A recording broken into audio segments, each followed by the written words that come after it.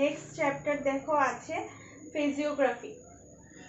এটা গত ডেটে কিছু ডিসকাস করেছিলাম, আজকে আবার প্রথম থেকে করাবো এটা, যেহেতু সবাই আছো। Physiography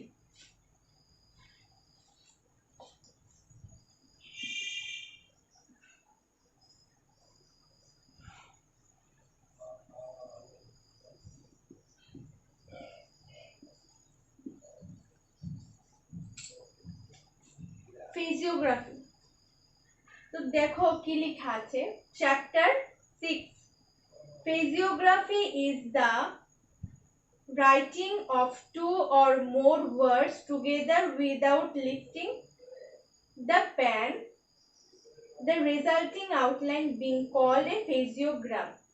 The best of facility, lineality and page number holo 26.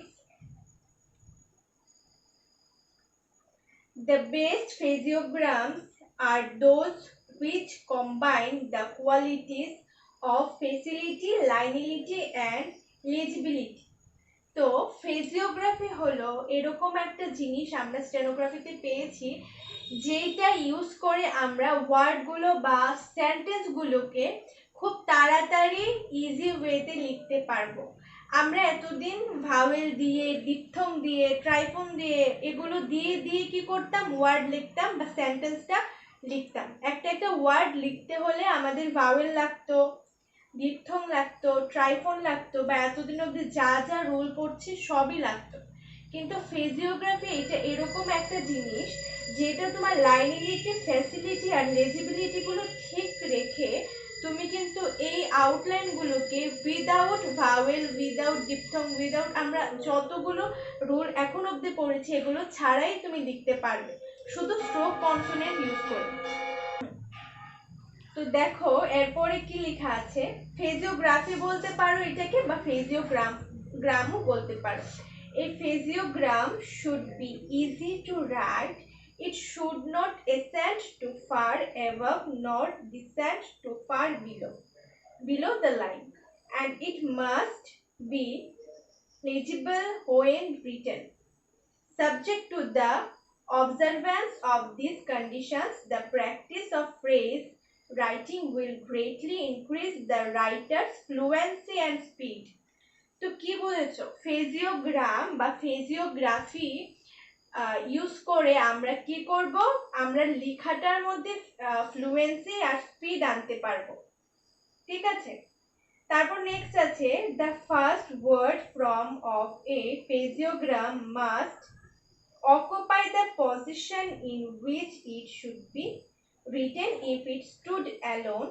Thus the phrase how can they, এবার এখানের মধ্যে একটা বইয়ে ফ্রেজ দেওয়া আছে, ধরো how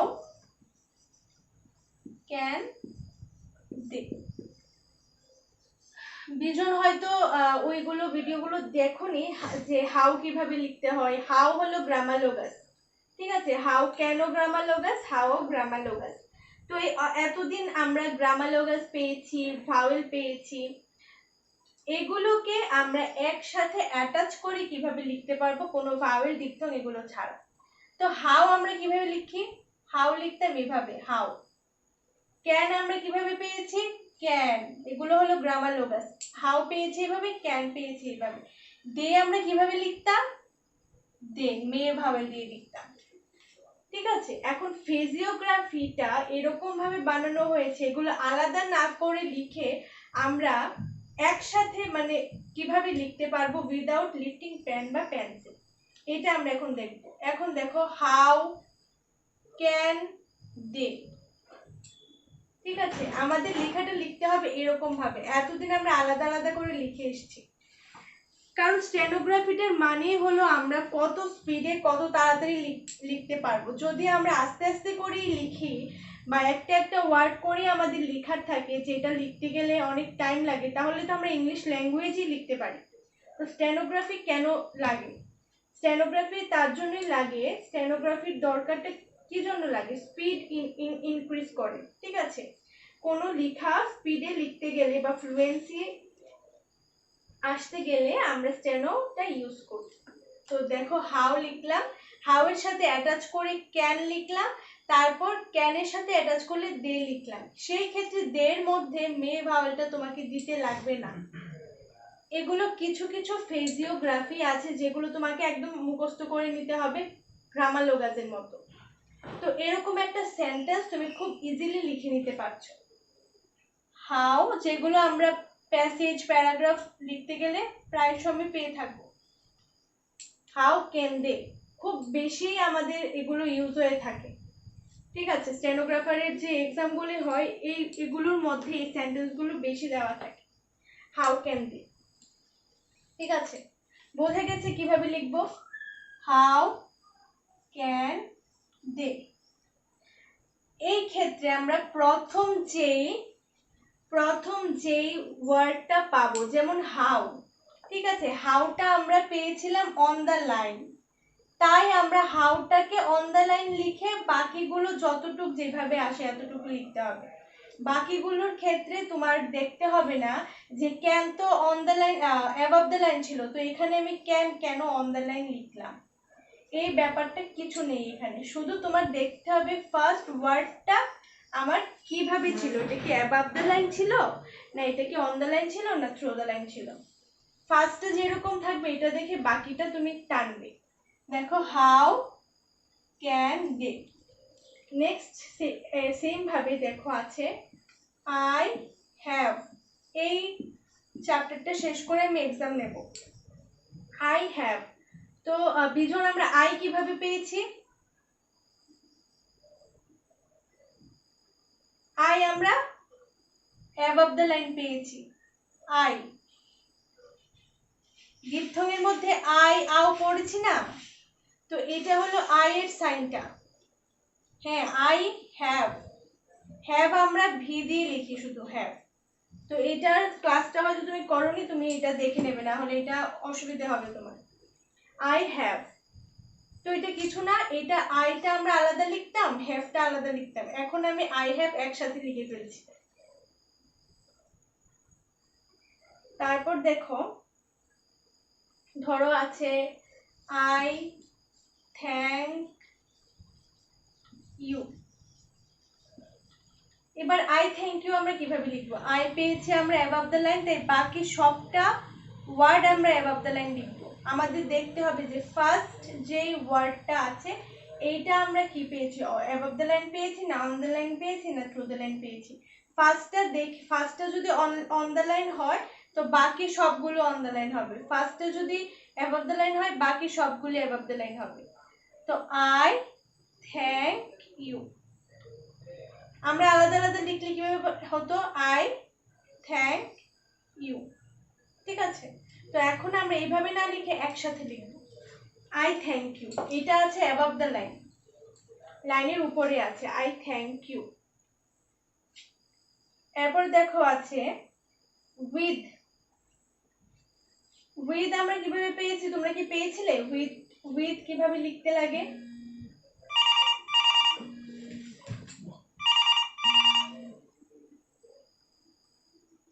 উইথটা হয়তো পাওনি সুপর্ণা, তোমরা এর পরের রুলে পাবে, মানে এর পরের গ্রামার লোগাসে পাবে। আমি এখানে লিখে দিচ্ছি, দেখো উইথ আমরা কিভাবে লিখি। উইথ লিখি আমরা এইভাবে, উইথ, এটা হলো উইথ, লিখে নাও, পরের গ্রামার লোগাসটাতে তোমরা পেয়ে যাবে উইথ। এখন আমি কয়েকটা গ্রামার লোগাস তোমাদের লিখে দিচ্ছি এখানে, এগুলো তুলে নাও তাড়াতাড়ি, এগুলো লাগবে।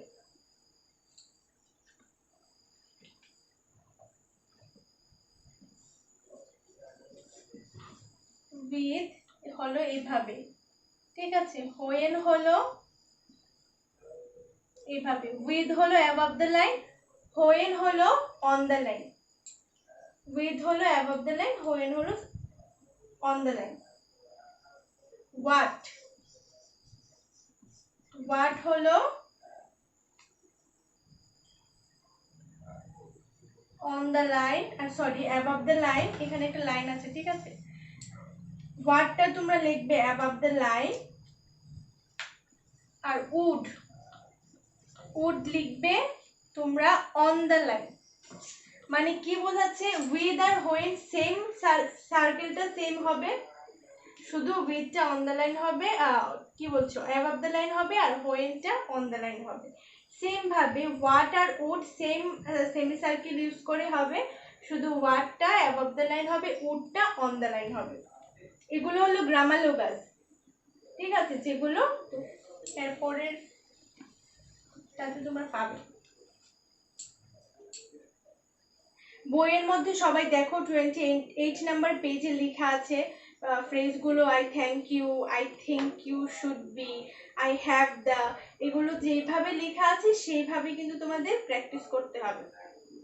এবার জেনে গেছো যে উইথ কিভাবে লিখে। তো উইথ মাছ, ধরো একটা ওয়ার্ড আছে, একটা সেন্টেন্স আছে যেটাতে উইথ আর মাছ একসাথে আছে। তো উইথটা আমরা কি পেয়েছিলাম, অ্যাবাভ দ্য লাইন পেয়েছিলাম, উইথ মাছ। দেখো পুরোটা কিন্তু অ্যাবাভ দ্য লাইনই আছে, উইথ মাছ। এবার ধরো আছে উইথ উইচ, ঠিক আছে। যেহেতু এখানের মধ্যে দেখবে, দেখো লেখা আছে first position word form may be slightly raised or however the permit of a following stroke being written above on through the line as। তো এখানে আমরা কি লিখেছি, with much above the line লিখেছি। এখন with which on the line লিখবো। কেন লিখবো, কেন কি আমরা গ্রামালোগাসে much on the line above the line পেয়েছি, উইচ অন দ্য লাইন পেয়েছি। তো এখন যদি দুইটাই আমরা সেম ভাবে লিখি তাহলে আমরা কিভাবে বুঝবো, তার জন্য আমরা উইচটার ক্ষেত্রে অন দ্য লাইন লিখবো। এগুলো কিছু না, জাস্ট তোমাদের মুখস্থ করতে হবে, এগুলো তুলে তুলে বারবার প্র্যাকটিস করতে হবে, এতটুকুই। এগুলো রুল টুল কিছু এত লাগবে না, জাস্ট যতটুকু ভাবে লেখা আছে সেভাবে তোমাদের প্র্যাকটিস করতে হবে। তারপর দেখো আছে উইথ ইচ, আর উইথ ইচে আমরা স্ট্রোকটা থ্রু দ্য লাইন লিখব, ঠিক আছে। উইথ মাঝে অ্যাবভ দ্য লাইন, উইথ উইচে অন দ্য লাইন, উইথ ইচে থ্রু দ্য লাইন। হয়ে গেল আমাদের with much, with which, with each. আর এটা ছিল আই থ্যাংক ইউ। এইবার আই থ্যাংক ইউ গেল, এবার আমরা লিখবো I thank you should be. কেউ কি ডাকছো?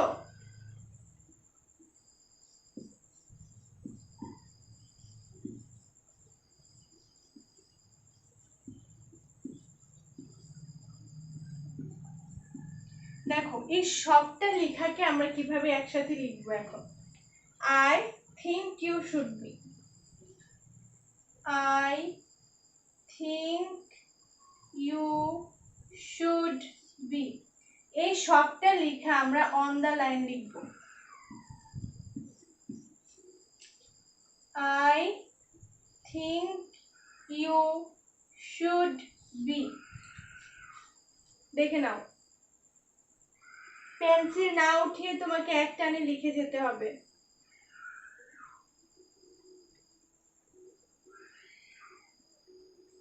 ঠিক আছে, এবার নেক্সট দেখো 27 নাম্বার পেজে সি নাম্বার প্যারাটাতে কি লেখা আছে, লেখা আছে when joined to K M L the sign I may be shortened। ঠিক আছে, যদি আমরা কে এম আর এল সাথে আই পাই, ঠিক আছে, এটা হলো আই, হ্যাঁ এটা আই এর সাইনটা। ধরো এরকম কোনো ওয়ার্ড আছে যেটাতে আই আছে সাথে কে এম এল আছে, সেই ক্ষেত্রে আইটাকে আমরা শর্ট হ্যান্ডে লিখবো। কিভাবে লিখবো, আইটা তো আমরা এতদিন এইভাবে লিখেছি, এখন টিকটা ছোট হয়ে যাবে, যেমন আমরা ডিপথঙে পেয়েছিলাম। ঠিক আছে, মুছে ফেলছি, লিখে নিও ওটা।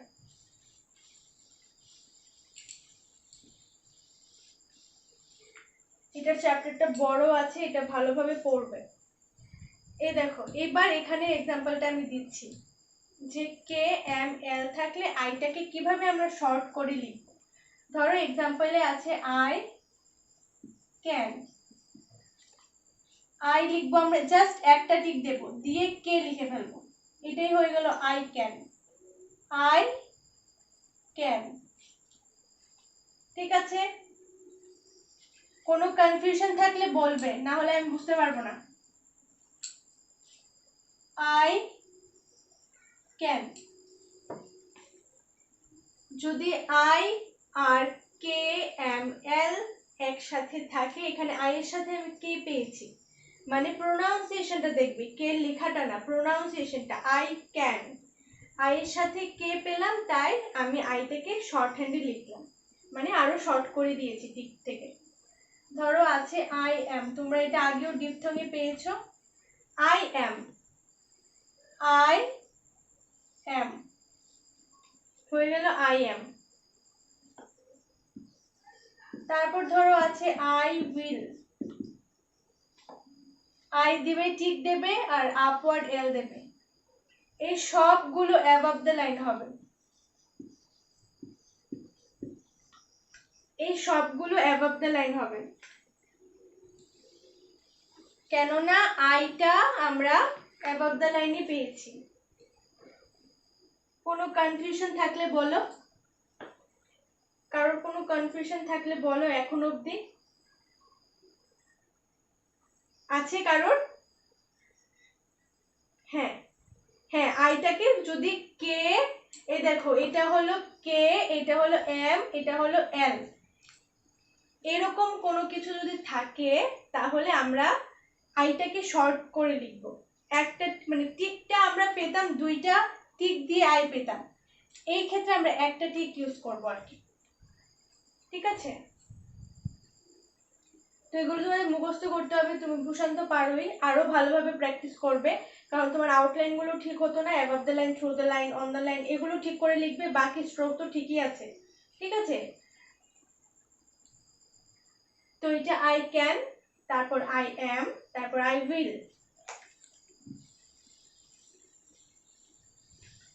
এখন তোমরা ফিজিওগ্রাফির চ্যাপ্টারের মধ্যে আরেকটা গ্রামালোগাসের পার্ট আছে, এইটা দেখে নাও, তাহলে তোমাদের সুবিধা হবে বাকিগুলো লিখতে।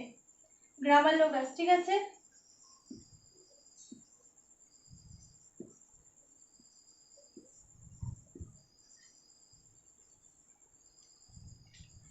গ্রামালোগাস লিখে নাও।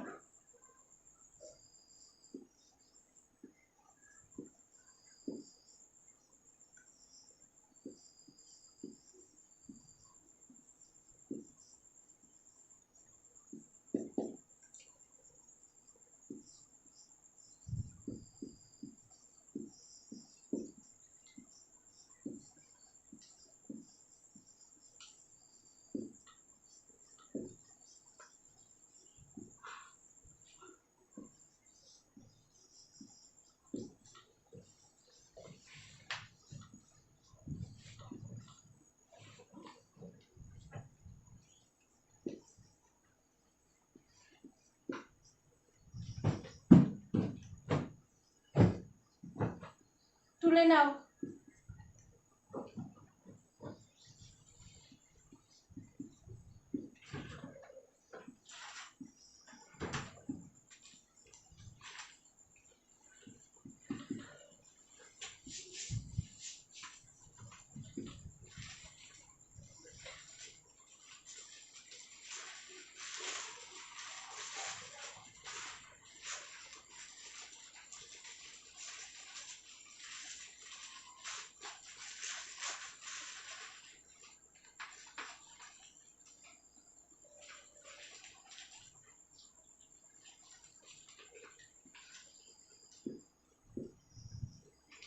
ঠিক আছে, দেখো গ্রামালোগাস, এই গ্রামালোগাসগুলো কেন আগে লেখাচ্ছি, কেননা বাকি যে ফ্রেজিওগ্রাফিগুলো আছে এগুলো লিখতে গেলে বা জানতে গেলে তোমাদের এই গ্রামালোগাসগুলো জানা আগে দরকার।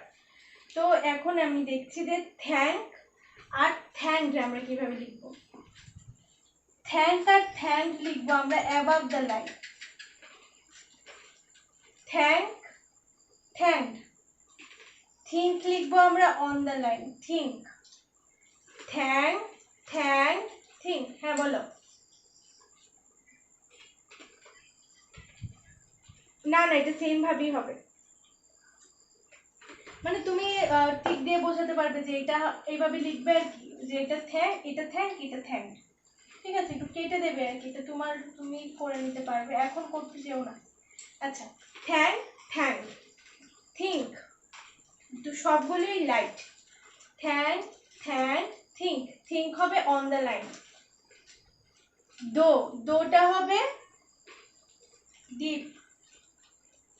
দো, দোটা হবে অ্যাবভ দ্য লাইন। গেল থ্যাঙ্ক, থ্যাঙ্ক, থিঙ্ক। ভূষণ ভালোভাবে তুমি আউটলাইন গুলো দেখে নাও, আর যাতে যেটা অ্যাবভ দ্য লাইন ওইটা যাতে অ্যাবভ দ্য লাইনই হয়, গন্ডগোল যাতে না হয়, যেটা অন দ্য লাইন সেটা অন দ্য লাইনই যাতে হয়। অনেক ইমপ্রুভমেন্ট হয়েছে ভূষণের, আরো ভালো করে করতে হবে। ঠিক আছে, দেখো থিঙ্ক, হ্যাঁ দো, দো হবে অ্যাবভ দ্য লাইন। দো, ড্যাম, ড্যাম হবে অন দ্য লাইন, ড্যাম হবে লাইট। ড্যাম, দো ড্যাম। ওয়াজ হবে অন দ্য লাইন। ওয়াজ মানে কি বলতো, এসটা লিখবো, এসটাকে লিখে আমরা ওয়াজ বোঝাবো। On the line. Thank, thank, think, দো, ড্যাম, ওয়াজ, হুজ। হুজ আর ওয়াজ সেম ভাবে, শুধু হুজটা আমরা থ্রো দ্য লাইন লিখবো, হুজ। থ্যাঙ্ক, থ্যাঙ্ক, থিঙ্ক, দো, ড্যাম, ওয়াজ, হুজ। এবার হলো শ্যাল। শ্যাল লিখবো আমরা অন দ্য লাইন। দেখো ওয়াজ আর হুজ আর শ্যাল কিন্তু সেম না।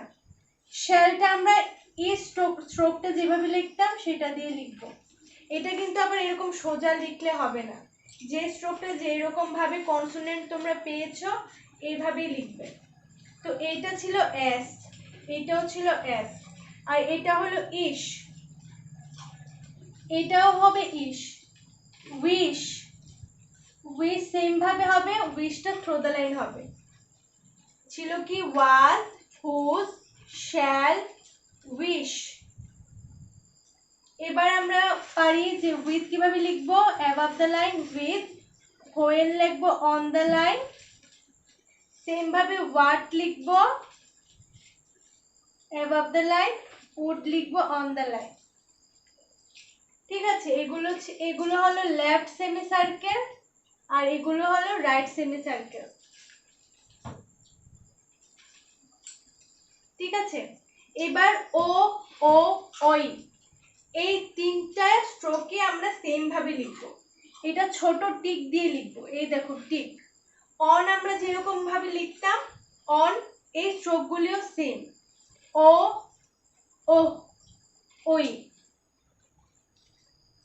সেম ভাবে লিখবে। এটা হবে অ্যাবভ দ্য লাইন।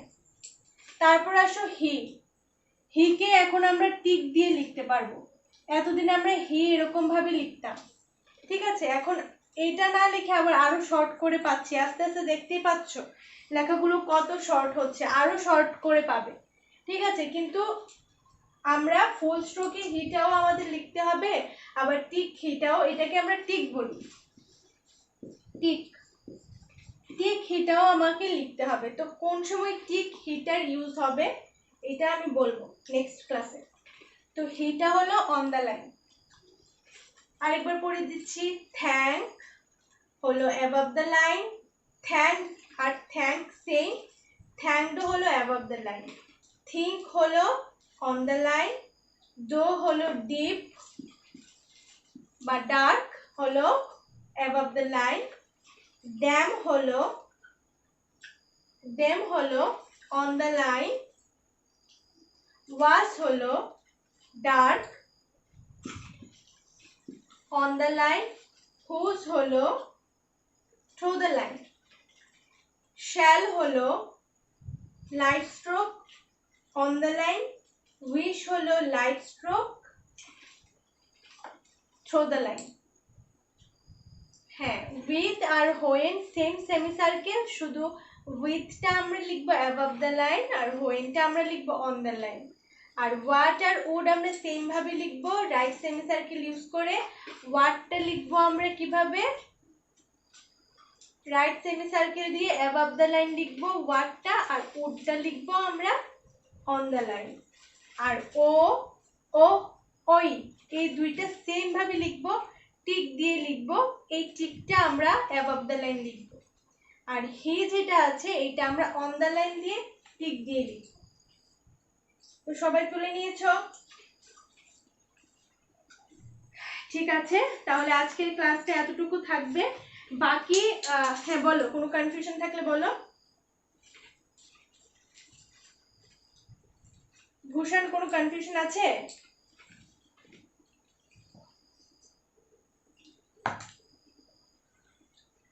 হ্যাঁ, তো আমি বলছিলাম যে গ্রামালোগাস গুলো, এগুলো তুমি যদি পারো তাহলেই কিন্তু ফ্রেজের নেক্সট পার্টটা তোমরা পারবে। তার জন্য আগে গ্রামালোগাস গুলো করিয়ে দিলাম, তারপর ফ্রেজের বি নাম্বার যে প্যাসেজটা আছে, যে প্যারাটা আছে, ওইটা আমি নেক্সট ডেতে করাবো। এটা করালে সবটা ফিজিওগ্রাফি শেষ হয়ে যাবে, দেন কিন্তু আমি এক্সাম নেব। ঠিক আছে, এটা শেষ হোক ভালোভাবে, তারপর এক্সাম নেব। এরপর কিন্তু আস্তে আস্তে তোমরা যাবে কিন্তু মানে এরকম সিনিয়র হতে যাবে আর কি আস্তে আস্তে, বুঝেছো? এরপর ধরো আরেকটা নতুন ব্যাচ যদি আসে তাহলে তোমরা সিনিয়র ব্যাচ হয়ে যাবে। ওরা এখন অব্দি তো জুনিয়র ব্যাচে আছো। তারপর দেখবে 29 নাম্বার পেজে দেখো প্যারাগ্রাফের মতো আছে এক্সারসাইজ 21। এতদিন তোমরা 5টা করে পেতে, 6টা করে পেতে, এটার মধ্যে 10টা করে পাবে আর কি লাইন। তো এটা দেখলে বোঝা যাবে আর কি আস্তে আস্তে যে রুলটা শেষের পথে যাচ্ছে।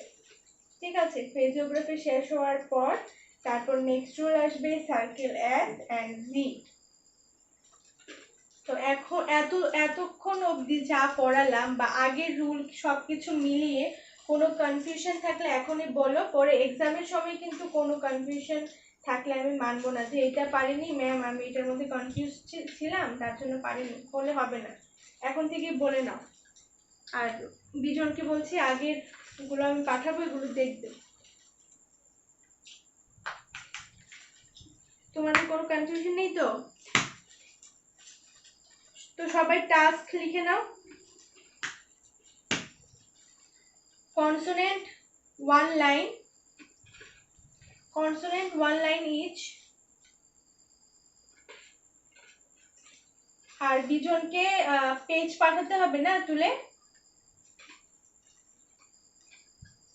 ঠিক আছে, তারপর কনসোনেন্ট লিখবে ভাওয়েলের রুল ওয়ার্ড, তারপর আছে ইন্টারভেনিং ভাওয়েলের রুল ওয়ার্ড, তারপর আছে ডিপথং ট্রাইফোন, তারপর আছে অল্টারনেটিভ আর এন্ড হে। ঠিক আছে, অ্যাব্রিভিয়েটেড ওয়ে মানে একদম কনসোনেন্ট থেকে শুরু করে অ্যাব্রিভিয়েটেড ওয়ে অবধি সবগুলো 1 টাইম করে প্র্যাকটিস করবে, মানে 1 লাইন করে প্র্যাকটিস করবে ওয়ার্ডগুলো, একটা ওয়ার্ড যাতে মিস না যায়। তারপর করবে এত দূর অবধি যা যা গ্রামালোগাস হয়েছে, এ এন্ড বি হয়েছে, পুট বি টু বি হয়েছে, তারপর হয়েছে, তারপর কি হলো হ্যাঁ হাউ ওয়াই বিয়ন্ড ইউ, এটা হয়েছে। তারপর আজকে হলো থ্যাঙ্ক থ্যাঙ্ক থিঙ্ক। আগের গুলো করবে 5 লাইন করে করবে সবগুলো গ্রামালোগাস, আর আজকেরটা 9 টাইম করবে, মানে 9 লাইন করে। ঠিক আছে, থ্যাঙ্ক থ্যাঙ্ক থিঙ্ক এটা 9 লাইনস হবে, আর বাকি আগের গুলো 5 লাইন করে করবে। আর এক্সারসাইজটা দিয়ে দিচ্ছি, দাঁড়াও। সবাই শোনো, আরেকটা কথা শোনো, তোমরা ক্লাস হয়েছিল কিন্তু অনেকদিন আগে। ঠিক আছে, মানে আমি শনিবারের ক্লাস করানোর কথা ছিল, এটা আমি শুক্রবারে করিয়ে ফেলছিলাম।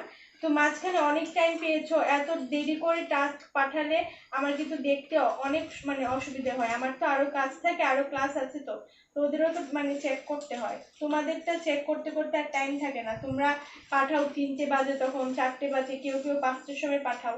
সকালের মধ্যে পাঠিয়ে দেবে। প্রত্যেকদিন একটু একটু করে করবে, পরে একদিনে সব নিয়ে বসলে হবে না। আর দেখো এক্সারসাইজ কোনটা করবে, আজকে 16টা করেছিলে, নেক্সট করবে 17 না ধরো, হ্যাঁ 19টা, এক্সারসাইজ 19 লিখে রাখো। এটার মধ্যে আউটলাইন লিখে দেওয়া আছে, তোমরা প্যারাগ্রাফগুলো লিখবে আর কি, লাইনগুলো লিখবে, ঠিক আছে? কোনো কনফিউশন আছে টাস্ক নিয়ে কেউ? ঠিক আছে, আমি যা যা বলি সবগুলো কিন্তু করতে হবে, আমি কিন্তু সব ফলো করি, কে কতটুকু করছে, কি করছে কি না করছে, তারপর এক্সাম নিলে এরপর বোঝাবো আর কোনটার মধ্যে প্রবলেম আছে। ঠিক আছে, আমি তাহলে রাখছি। ওকে।